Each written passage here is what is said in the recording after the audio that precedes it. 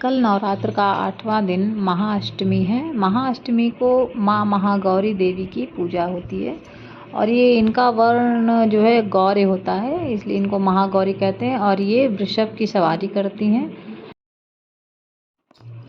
ये माँ महागौरी का मंत्र है, या देवी सर्वभूतेषु माँ गौरी रूपेण संस्थिता नमस्तस्यै नमस्तस्यै नमस्तस्यै नमो नमः। आप इसको पढ़ सकते हैं। कल के दिन अष्टमी को लोग सफ़ेद वस्त्र जो थोड़ा बहुत होना चाहिए वो धारण करें और माँ को काले चने का ही भोग लगाना चाहिए। उन्हें काला चना बहुत प्रिय है। और उसके बाद होता है कन्या पूजन। कन्या पूजन देखिए, कुछ लोग अष्टमी को खिलाते हैं और कुछ लोग नवमी को। अगर आप अष्टमी को खिला रहे हैं तो उसका भी एक समय मुहूर्त होता है, तो आप वो ध्यान दे दें और फिर उसके बाद कन्या पूजन करें। तो उसमें आपको कन्याओं को जो है वो 12 साल के अंदर ही रखना पड़ता है और उनको किस तरह से खिलाना चाहिए, क्या खिलाना चाहिए, वो आप पे निर्भर करता है कि आप क्या खिलाएंगे। सात्विक भोजन कराना चाहिए। सात्विक माने बिना लहसुन प्याज और बिना किसी वैसी तामसिक चीज़ों को मिलाए, ना बहुत ज़्यादा मसाला भी लाना चाहिए। आप आराम से हरी सब्जी बना करके, सब्जी पूड़ी, काले चने का जो छौं लगाते हैं वो बना करके खिलाइए। केला कुछ लोग देते हैं, केला दीजिए, दही जलेबी दीजिए। इस तरह से सात्विक भोजन कराएं कन्या को।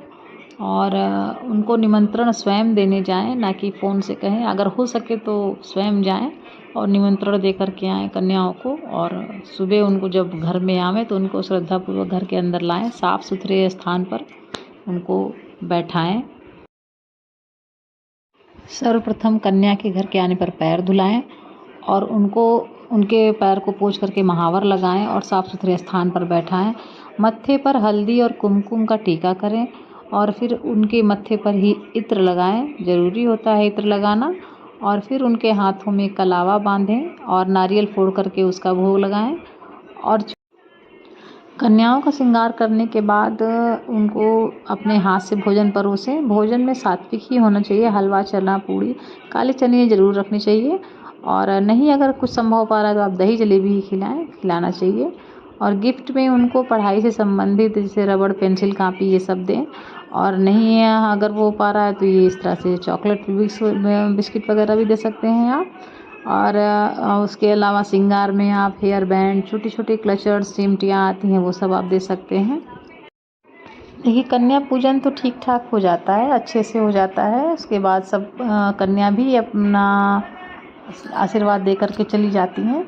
लेकिन उसके बाद कुछ गलतियां ऐसी होती हैं जो बाद में हमको पता लगता है, तो थोड़ा मन में खटक रहती है कि काश ये हम ऐसा ना किए होते, इतना किए और एक छोटी सी गलती हो गई। तो हम आपको बताते हैं कि क्या सावधानी बरतें।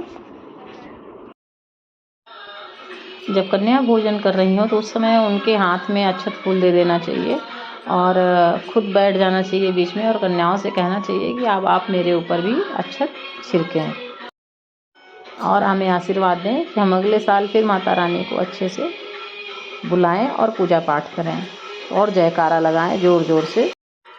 साथ में एक बटुक भैरव यानी लंगूर को भी ज़रूर बैठाना चाहिए। ज़रूरी है, बिना उनके माता की पूजा नहीं होती है। कन्याओं द्वारा छोड़े हुए जूठन को आप जो है गाय को ही खिलाएं, कुत्ते वगैरह को या इधर उधर ना डालें।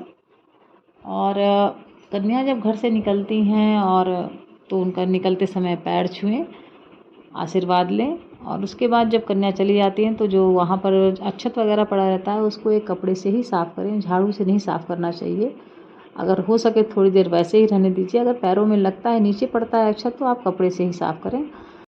फ्रेंड्स, ये थी छोटी छोटी जानकारी जो सावधानी बरती जाती है। और आप अच्छी तरह से माता रानी को बुलाएं, भोग लगाएं। माता रानी सबका कल्याण करें।